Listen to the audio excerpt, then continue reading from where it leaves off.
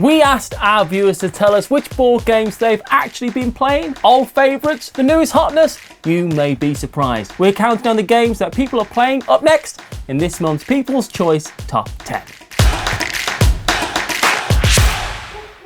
Hello, I'm Matthew, and joining me to count down the 10 games our viewers are playing the most is Rodney Smith. Hi everyone, this is so different. I never shoot in this space, really. I mean, I'm in this corner, but I'm never seated in this chair. This chair just sits here, lonely and empty. I've got a tea mug that's never full. I've got fake plants. It's all, I mean, these games could be empty. Who knows? They're just empty boxes. I'm here with you. We're going to do the People's Choice. Yes. In the script, it says banter ensues. Did we do it? Have we done that bit? We're killing it. On to the first one then.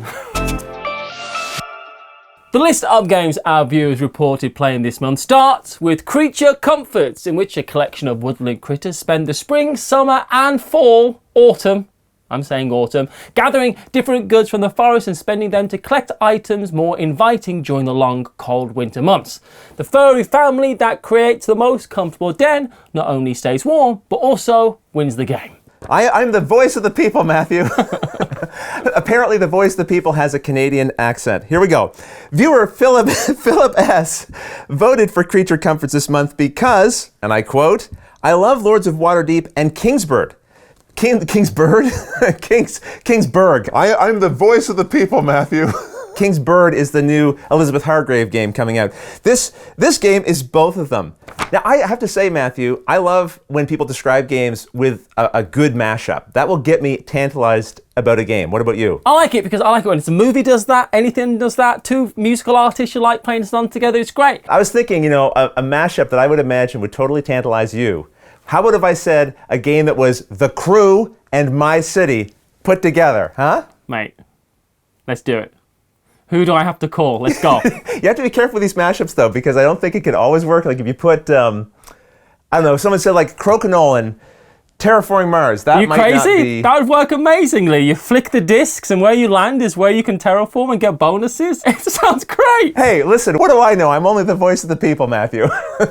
Well, let's get on to the next people's pick then. But before we discover the next title heating up gaming tables this month, Rodney, let's take a look at one of the sponsors that helped make this episode possible. The first game that helped make this episode possible is motivated by violence and fueled by dice, which incidentally are the same reasons why I started making board game videos. It's Nexus Arena from D-Verse Publishing, a brutal and irreverent story-driven arena combat game currently running on GameFound that takes place on poorly maintained space barges. Packed with rabid and bloodthirsty fans, these barges feature an array of deadly hazards that are designed to indiscriminately injure or eliminate all combatants. Brimming with beautifully illustrated and amusingly inappropriate cards and lore, each match leaves players with a story to tell and laughs to share. Oh, but don't worry, Nexus Arena isn't just all about winning. Even a loss can build your fame and wealth enough to defeat your opponent in the only outcome that truly matters, your rise to power, which also brings us back to why I make YouTube videos. Nexus Arena is expected to ship to backers at the end of 2022, and its campaign is running right now through Friday, September 16th. So follow the link in this video's description to find out more about it, and back it today. Another game upvoted by viewers this month is Circadian's Chaos Order, where 6 alien factions battle for control of the planet Re. A planet tall on precious resources, short on vowels. No vowels. What the planet does have, Re, is 6 different factions vying for control, each with a different asymmetric power. Additionally, each faction has their own means of winning the game, their own unique leaders, specific attribute cards, and other abilities that are all their own. Now, viewer Andrew S. says, with Circadian's Chaos Order, its publisher Garfield Games takes a break from their usual Euros to publish a highly asymmetric area control game. Now that, Matthew, that sounds interesting. That's almost like a mashup of 2 of my favorite games, Kemet and... Crokinole?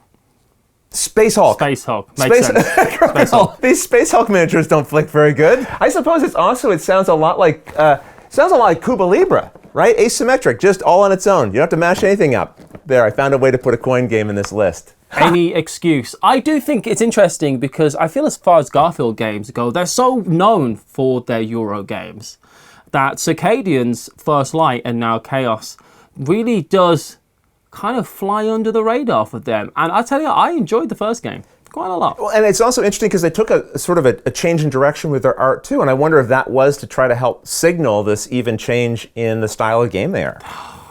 They're wily creators at Garfield Games. Shem Phillips, you... If it's one thing that the struggles for control of planet have taught me, is that you can never have enough land or resources or space candy. Zorgon 7 made the best saltwater taffy in the galaxy until all their seas dried up due to overproduction, which is why in the game A War of Whispers, I would never have known we were going into a game of War of Whispers for that, what I've just read, but there we go. Each player starts the game with 5 loyalty tokens, which correspond to one of the 5 different empires. Each player's primary goal then is to ensure that when the game ends, the empires that they are most loyal to control the most cities across the land. It's a sneaky area control game that, like Zorgon 7 Space Taffy, is out of this world. Although A War of Whispers exists. That's also important to know. Yes. It's real. It's a real game you can play. Well, I've been told that many players have been enjoying the Guild of Merchant Explorers, including viewer Timothy W., who confesses. Many players have been enjoying the Guild of Merchant Explorers. Is this a quote for the wrong game? Oh. I'm the voice of the people, Matthew. Well, I've been told that many players have been enjoying A War of Whispers, including viewer Timothy W., who confesses, I've never felt more like a puppet master pulling strings from behind the scenes than in this game. Join me in this part together, Matthew. Yeah. This is fun. I'm having a good time. And that reminds me actually of another game that I think you and I both really enjoy that doesn't get enough love. I don't know if we can put a game on the list. Let me just grab it. This is a coin game, Rodney Smith. No, it's not. It's not a coin game, Matthew. It's Dogs of War, right? Now that's a sneaky area control game too, right? Timothy W. doesn't have a quote for that. Unsurprisingly. Rodney Smith and Matthew say, this game is really good. Mwahaha. Mwaha. Creeping its way silently this month, more stabbing in the back, sounds like it's coming up, is Orlog, Assassin's Creed Valhalla dice game. Yes, you heard correctly. Pure Art and Ubisoft present the officially licensed Orlog dice game of Assassin's Creed Valhalla, a board game based on a dice game played within a video game, because why should anything in life follow the rules anymore? Players roll dice to generate attacks and acquire tokens for god favors using a combination of both during attacks and for regaining health. And play continues until one player has lost all their health stones, which is not the type of stone one typically wants to misplace. Keys, wallet, phone, health stones. Okay, I'm good to go. Let's go. Viewer Luke P. recently played this and declares, this game perfectly... Sorry, that wasn't a declaration. Let me try again. This game perfectly recreates the feel of the minigame within the video game. Thank goodness I bought the rights to the word game back from Chaz so I could make this long-winded joke. Worth it. Back to Orlog. It's fun. It's a great filler game, and it's perfect with some mead. I'll say about Orlog, what makes me quite happy about these type of games existing is that it's because the games inside the video game are good enough to be games. And it makes me happy that people inside a video game are, in a way, being exposed to board games and then thinking, oh, I'll get the board game. And then it's a sneak attack. Then they're in our world with the video games. Pretty soon you're buying Mechs versus Minions. You don't know what's going on. You don't know what happened.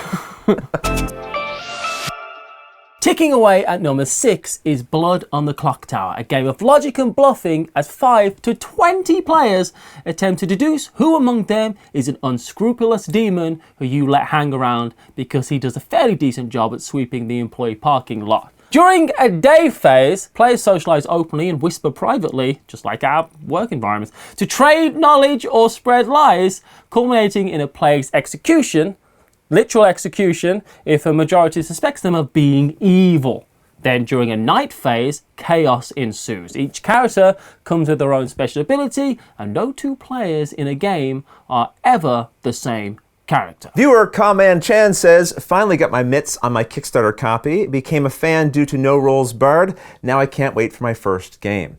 You know, Matthew, I've heard a lot about this game. I really don't know much about it, except that we were speaking about mashups earlier, and this sounds like a mashup between like Werewolf and D&D. It sounds like there's kind of a role-playing element in it. Yeah, absolutely. And maybe it's also a mashup, speaking of Mechs versus Minion, of that too, because doesn't it come in like a giant box? I feel like when I see people playing, there's this big open box or something. It comes in a big box, and it's like velour inside, velvet, and the pieces have Velcro on them, so you can move them around the box and stuff.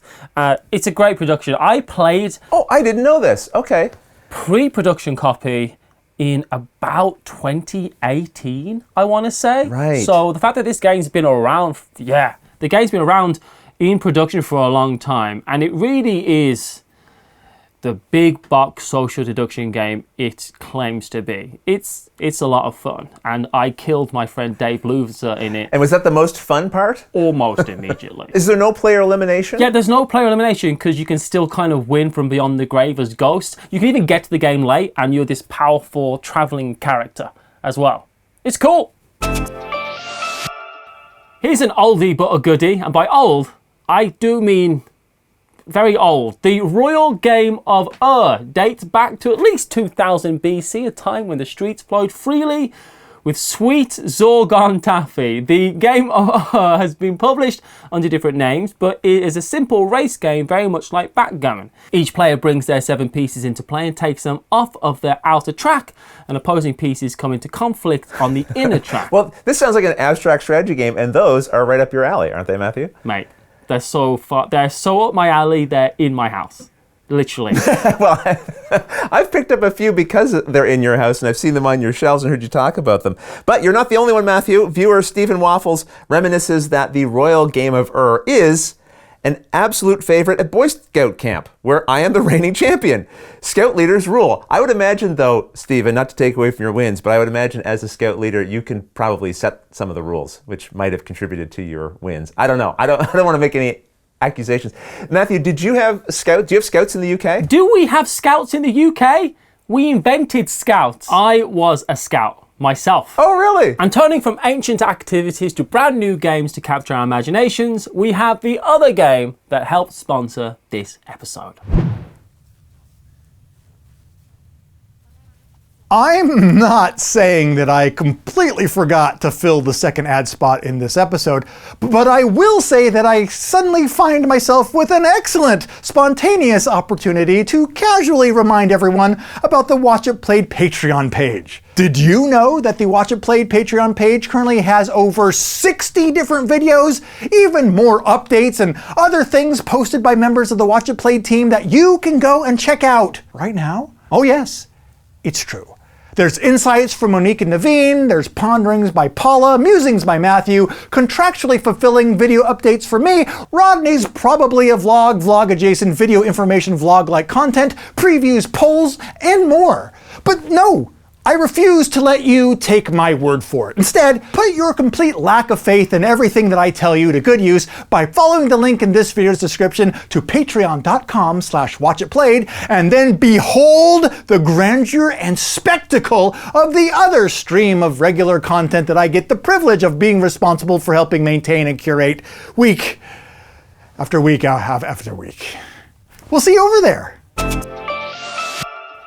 This month's next pick is a game that is not a game, but a map pack for a game, because yes, we can do that now, and we're going to take full advantage of this opportunity. It's Cartographers Map Pack 4 Frozen Expanse Realm of the Frost Giants, which can be played with either Cartographers, a role-player tale, or Cartographers Heroes. Either one, go ahead, we won't stop you, because it includes 75 double-sided new map sheets featuring above pre-scouted spaces and a frozen lake, 2 new ambush cards and 1 new hero card. Players must plan carefully while adhering to new terrain placement requirements and can earn a large bonus for surrounding a lake. Viewers Tyler and Aaron are ready for this all-new Cartographers content because, quote, we always enjoy exploring more of the role-player world. And this is really a world you can explore. I mean, they have a game where you create a character. They have expansions allowing you to use that character to fight monsters. They have this Cartographers. You can map out the land. Matthew, they even have a game, Lockup, that like covers the jail system in the world of role player. So they've built a lot into this that I would never have expected. I think Cartographers is one of those games that I have never had go poorly for me. It's been a hit, and especially during the pandemic, because we were able to play it online and play it from a distance, and it just has always been a very comforting game for me specifically. Yeah, and I've played the game so much that I actually welcome the idea of a few new map packs. I think that's a great idea. I'd love to have a little more variety. That's perfect. The only thing I will say is that I'm fine with just using pencils. It's fun getting up the colored pencils and drawing and filling them in. Now, it's not fun. I mean, you've heard of analysis paralysis. I don't know what this is when you're waiting for someone to draw their masterpiece over there. It's like, yes, it looks beautiful, but we've been playing this game for 3 hours. The first emperor of China, Ying Zheng, orders the construction of the Terracotta Army in this next game, voted onto this month's list, Xi'an. As a delegate of the emperor, players are asked to fulfill his wish by leading a team of workers and helpers to obtain resources, craft and decorate the warrior statues, and supply them with fine wood and bronze weapons. Construct carefully and craftily, because the player who has gained the most prestige points at the end wins. Viewer Timothy W. elaborates, saying, this game has all the Euro mechanisms, including hand and resource management, worker placement, set collection, and area majority, which all impressively fit together into a smooth playing experience that seamlessly ties into the theme of crafting the historic Terracotta Army as an artisan under the employ of Chinese Emperor Qin Shi Huangdi.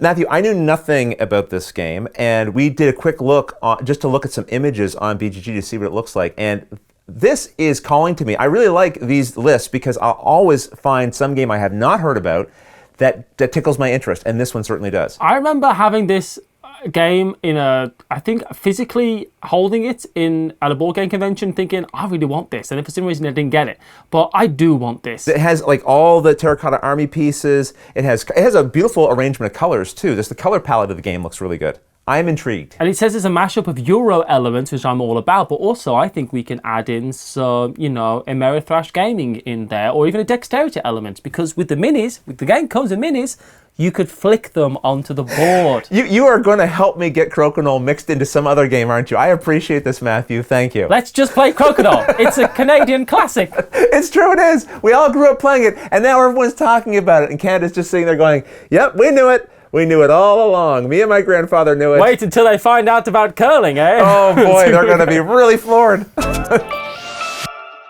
The Taverns of Tiefenthal treks in at number 2. In this game, the challenge is to build the most inviting inn possible by skillfully choosing dice and developing one's personal deck of cards as profitably as possible. There's also 5 different modules available for the game, so extra levels of complexity can be added in as players wish, as they become more familiar with the game. Viewer Ben L says, I like how the game builds as you add modules, starting out simple to help you learn. I also like the concept of upgrading and engine building in this game. I also did think that was something that was very clever in this one, Matthew, because the standard game is pretty straightforward. I have a tutorial video for that, but it keeps adding on additional modules to make it a little more complex as you go and play. So there's enough to chew on, but it gets really interesting as you add more things in. I love the Taverns of Tiefenthal. I love this game, and one thing that I like about it so much, it invites me into a world that I really like spending time in. It's inviting, and it's the coziest looking game out there. I love that. It's super cozy, and it can be a bit, it very much can be thematic. You got the little dog in the corner, you've got characters coming in, they have different art styles. You can definitely build a world around that. That is a Wolfgang Warsch title, right? It came out at the same year as The Mind, and That's So Clever.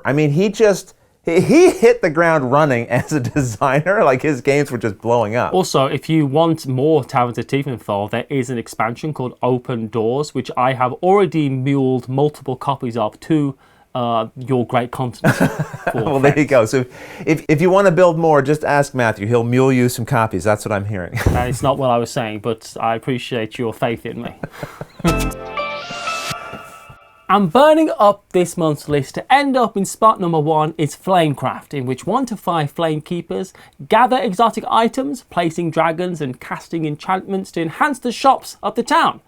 Each type of dragon has a speciality, and the Flamekeepers know which shops are the best home for each. Visit a shop to gain items and a favour from one of the dragons there, and being fortunate enough to attract a fancy dragon will give a player more opportunities to secure even more reputation. Viewer Tej L confesses, I have never wanted to live in a world that robots or aliens took over. Those are the worlds, by the way, Matthew, that Chaz always seems to plunk us into in the videos. That's the world he sees. That's the world he believes is real. But Tej, on the other hand, says, but little bitty dragons? Yes, please. Help me bake bread, roast meat, and hone gems? Yes, but most of all, let me rub your cute little belly. Matthew, this brings us back around. This is like another mashup happening again. It's a mashup of two of our favorite things.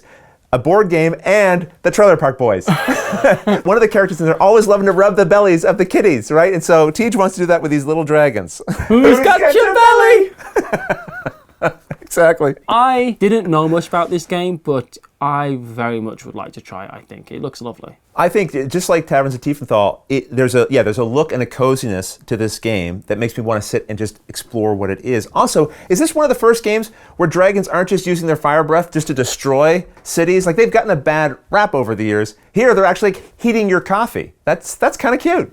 Hey, Rodney, thank you for doing this video. How'd you feel about it? I really had a good time. That's just a sampling of what our viewers have been playing this month. To see the games on our own personal radars, continue on to this month's On the Radar episode, or follow the link in the description to our Patreon to find out how to pick the games featured in next month's People's Choice episode. And we'll see you over there. I'm the voice of the people, Matthew.